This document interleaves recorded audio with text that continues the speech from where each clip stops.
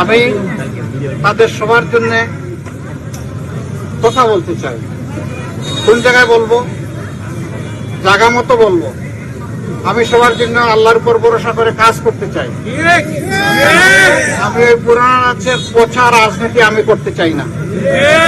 আমি ওই রাজনীতি চাই যে রাজনীতি প্রত্যেকটা শিশুকে মানুষভাবে বিকশিত হতে দায়িত্ব নেবে এবং এমন একটা দেশ হবে যে দেশে সবাই সবাইকে সম্মান করে, সন্ত্রাস থাকবে না, চাঁদাবাজি থাকবে না, লুটপাট থাকবে না, বিভিন্ন ধরনের মানুষের পকেট কাটার এই ব্যবস্থা থাকবে না, দুর্নীতি থাকবে না, অবিচার থাকবে না।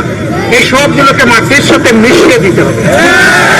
এগুলো যতদিন পর্যন্ত উকিঝুঁকি মারবে এই সমাজে কখনো শান্তি আসবে না।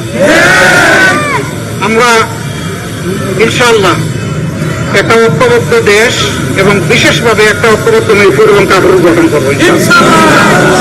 এই জায়গায় সন্ত্রাস, অস্ত্রবাজি, মাদকের সুবলে আমাদের সন্তানদেরকে পরিকল্পিতভাবে ধ্বংস করার যে ব্যবস্থা করা হয়েছে ওই পরিকল্পনাটাকেই আমরা ধ্বংস করে দেবো। এই সবগুলো আমাদের সন্তান, এগুলাকে বুকে টেনে নেবো। এদের সংশোধন প্রয়োজন, এদেরকে আলোকিত রাস্তা দেখানো দরকার। এরা নিজের পরিবারের জন্য মুখ উজ্জ্বল করবে, জাতিরও মুখ উজ্জ্বল করবে ইনশাআল্লাহ। কারণ যুব সমাজকে পরিকল্পিতভাবে ধ্বংস করা হচ্ছে, অথচ এই যুব সমাজই একটা দেশ গড়ে দেয়।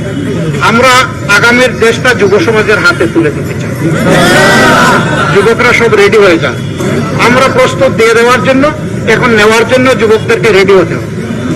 যুবকরা যদি রেডি হয়ে যায়, আলহামদুলিল্লাহ, ধরেন বাংলাদেশ একটা উড়োজাহাজ, সেই উড়োজাহাজের ক্যাপ্টেনটাকে দুইজন, ওই যুবকরা বসবে ককপিটে ক্যাপ্টেন হিসেবে, আর আমরা যারা আছে এই বয়স হয়ে গেছে আমরা তাদের পিছনে বসবো প্যাসেঞ্জার হিসেবে।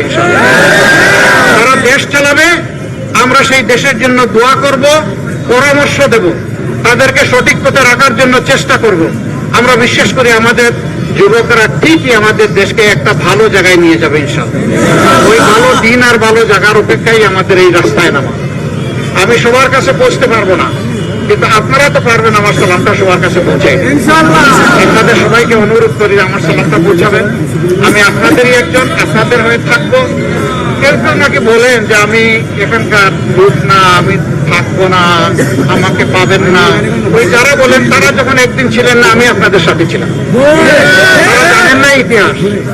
এখানকার মানুষের সুখে দুঃখে যেখানেই খবর পেয়েছি, আমার যতটুকু শক্তি আছে আমার দু পায়ে দৌড়ানোর চেষ্টা করেছি।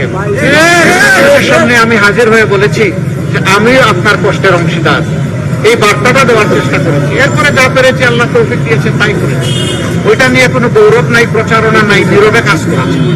নীরবে কাজটা আল্লাহ তাআলা পছন্দ করেন। রাত রাত একদম রমরমা অবস্থা, এটা আল্লাহ পছন্দ করেন।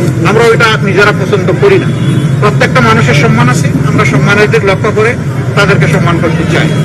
অসংখ্য মা বোনেরা এখন সমাজে তারা পেশাগত দায়িত্ব পালন করেন, বিভিন্ন ফ্রন্টে তারা কাজ করেন, কিন্তু তাদের জীবনে নিরাপত্তাও নাই আর তাদের কাজের জায়গায় সম্মানটুকুও নাই।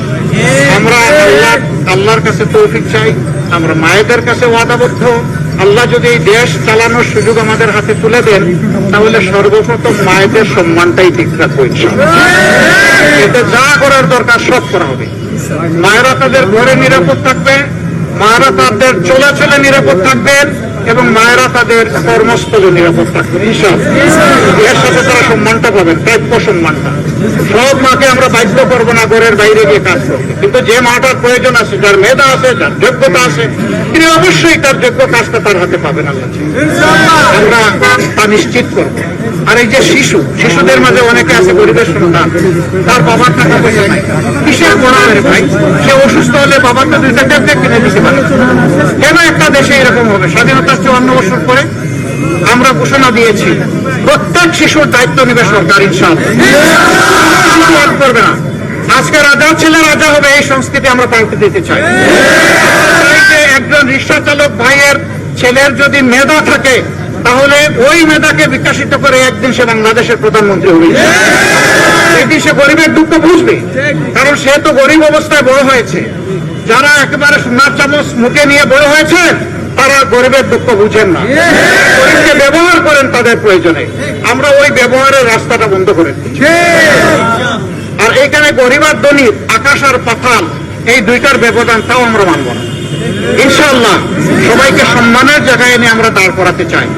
আমরা বিশ্বাস করি দেশে দুর্নীতি, চুরিচামারি, লুণ্ঠন, চাঁদাবাজি বন্ধ হলে 1 বছরের ভিতরে দেশের চেহারা পাল্টাবে 25%, আর 5 বছরে পাল্টাবে ইনশাআল্লাহ 100 এটা আমরা কনফিডেন্ট, এবং আমরা আল্লাহর উপর ভরসা রাখি।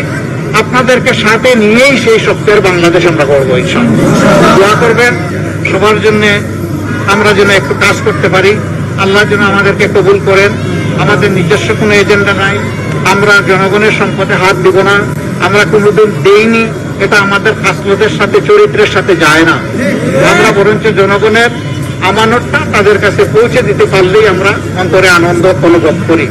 আমরা যেন সেইটা পারি। সবাইকে অনেক ধন্যবাদ। মাগরিবের সময় হয়ে গেছে, আপনারা ঘরে ঘরে আমাদের সালামটুকু পৌঁছে দিবেন এবং দোয়ার জন্য আবেদন রেখে আমি শেষ করছি। আসসালামু আলাইকুম ওয়া রাহমাতুল্লাহি ওয়া বারাকাতুহু।